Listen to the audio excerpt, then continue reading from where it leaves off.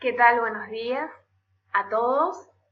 Me presento, soy la licenciada Rita Insaurralde, integrante del equipo docente de la Cátedra de Formación Criminalística número 1, y a continuación les traje a través de esta herramienta que es el aula virtual para poder compartir hoy con ustedes lo que concierne a la unidad número 3, específicamente los contenidos de efracciones y vidrios rotos. Lo que van a ver a continuación les va a servir para poder afianzar, aprender de mejor manera las definiciones y conceptos específicos que están adjuntados además en un material PDF en esta misma unidad en el aula virtual. Pero esto va a ser el desarrollo que vamos a ver a continuación, es un presi con las definiciones, los conceptos e imágenes que le van a permitir a ustedes poder ir comprendiendo esos mismos conceptos.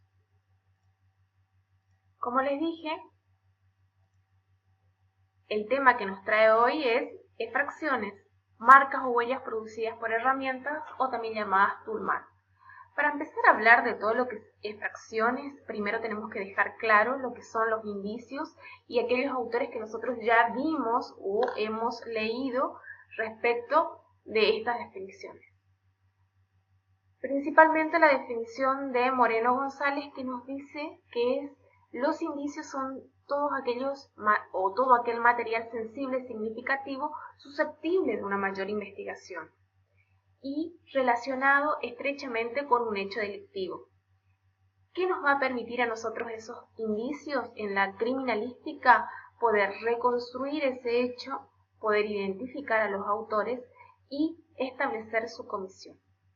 Eso es, por un lado, la definición de Moreno González. Y por el otro lado tenemos también otra definición que es la de Montiel Sosa, que nos dice que es toda señal, marca, vestigio, dejada que se use y se produce, digamos, en la comisión de un hecho delictuoso.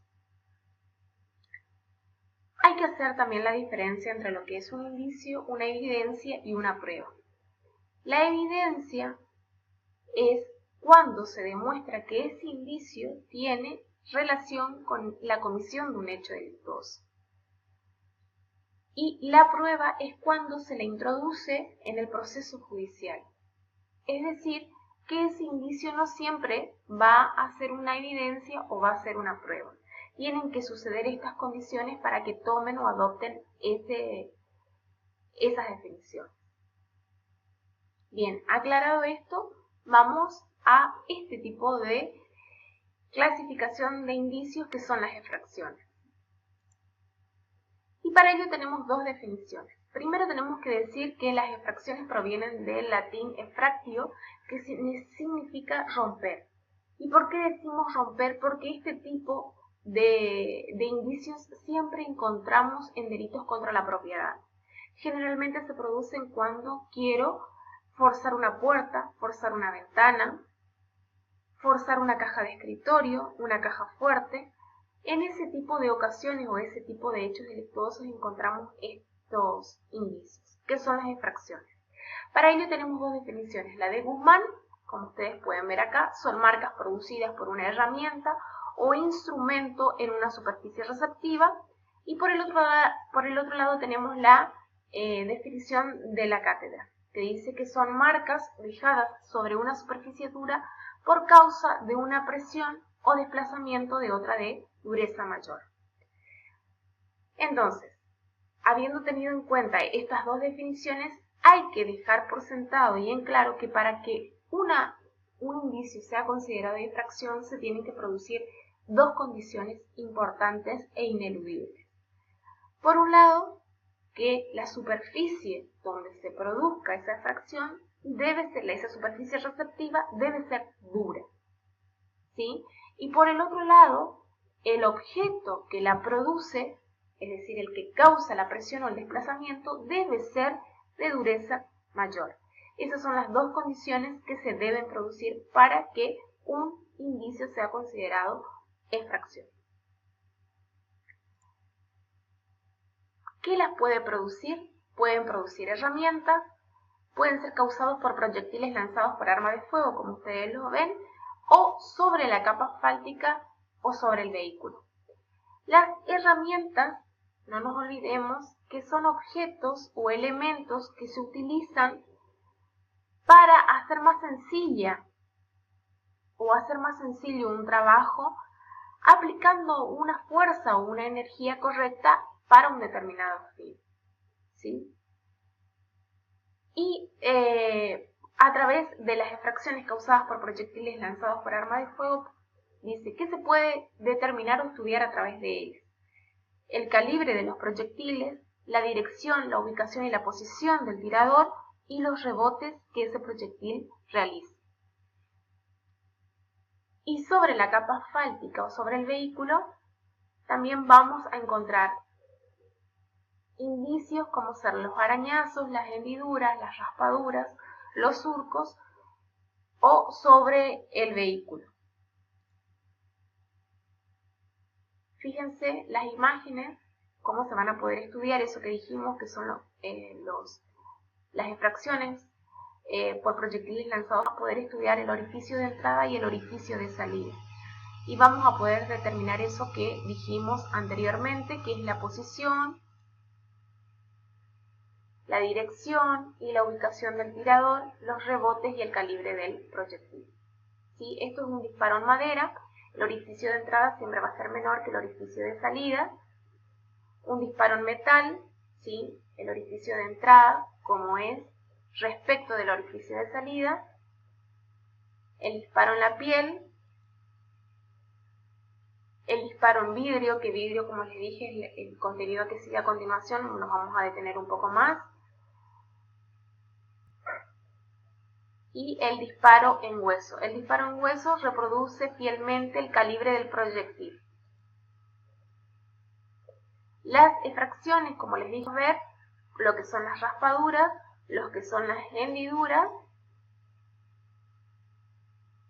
Y también a continuación vemos cómo es la clasificación, según el licenciado Carlos Guzmán, de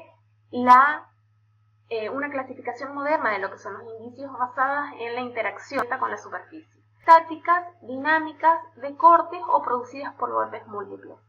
Las estáticas se producen por presión de una herramienta con los blandos, dejando una impresión.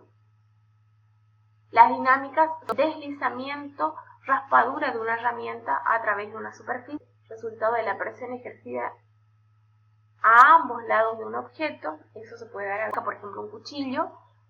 Marcas producidas por golpes múltiples son las marcas producidas por la acción continua del instrumento sobre la superficie. Eso a veces cuando se utiliza una herramienta como ser un barrote para violentar el ingreso a través de una puerta. Después tenemos que hablar del estudio pericial de lo que son este tipo de indicios, que son las extracciones. Y vamos a ver que tengo tres fases. Primero, la búsqueda y localización del mismo, ¿sí? Que es a través de un acta de inspección ocular o la inspección ocular. Voy a ir nombrando y describiendo todo lo que veo. Después tengo la fotografía. En la fotografía siempre en la criminalística se utiliza un parámetro métrico, es elemental en general y otra en detalle. Y por último tengo el moldeado. Generalmente este tipo de indicios que son las efracciones no siempre puedo recortar donde está ese indicio, recortar y llevarlo al laboratorio para su estudio, porque a veces es una puerta, es el marco de una ventana, como les dije hoy. Entonces lo que tengo que hacer es trabajar en el lugar. Y para eso voy a realizar un moldeado, y los métodos que se utilizan son el de la plastilina, lámina de aluminio de Godefroy, preparados modernos de pastas siliconadas como Celerker, el Xylon, el Xantopren, o también el Microsil o el Durocast, que son los que usan ahora actualmente la policía de Estocolmo. Son los métodos más recientes. Estas pastas siliconadas son las que generalmente se utilizan en todo lo que sea la odontología para sacar los moldes de los dientes y hacer las prótesis. Bueno, esos tipos de pastas también se utilizan para estos hechos, pero generalmente, digamos, la policía oriunda, digamos, utiliza más que nada el método de la plastilina porque es el más económico. pero siempre voy a hacer el moldeado, voy a tomar ese molde y siempre el contraste para el cotejo va a ser positivo con positivo y negativo con negativo, ¿sí? Eso ustedes lo van a poder ampliar, cuál es el positivo y el negativo en esa situación, en el apunte que van a encontrar, para después poder llegar a realizar el cotejo, que es el estudio pericial, y hacer la comparación o confrontación de las características. Eso sería el cotejo de dos o más elementos con el fin de establecer identidad.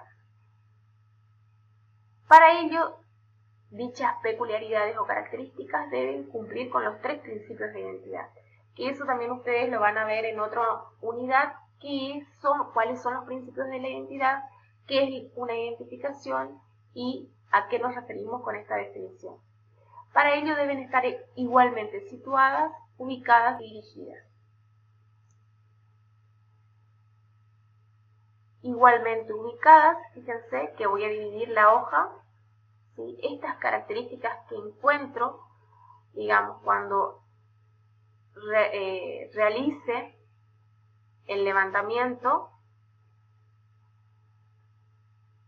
situados. En esta ocasión vamos a ver que toda la parte superior está, en este caso están igualmente ubicados.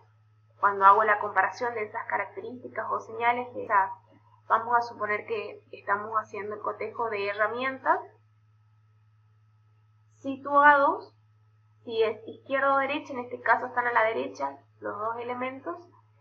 Y cuando hablamos de, también tiene que dar la orientación exacta. Entonces ahí vamos a poder determinar si se corresponden o no. En este caso vemos que están igualmente ubicados, situados y dirigidos, entonces se establece identidad. En el caso anterior, no. Como ustedes pueden ver, está igualmente ubicado, está igualmente situado, pero no está igualmente dirigido. Esa característica que es la que estoy buscando para realizar el cotejo. Bien, las consideraciones que hay que tener a la hora de hacer el levantamiento de este tipo de indicios es no hacer las pruebas con las herramientas, preservar siempre las marcas, preservar y empacar las herramientas. Siempre, si es posible, examen en el laboratorio o simplemente, como les dije, en el lugar de fases, que es el levantamiento, la toma fotográfica y el inicio. ¿Cuál es la conclusión? Finalizando estos contenidos, son indicios habituales en el lugar del hecho, ya les dije en qué tipo de comisiones de hechos delictuosos. Su estudio puede brindar importantes datos para la resolución del hecho y requieren de instrumental adecuado para su análisis.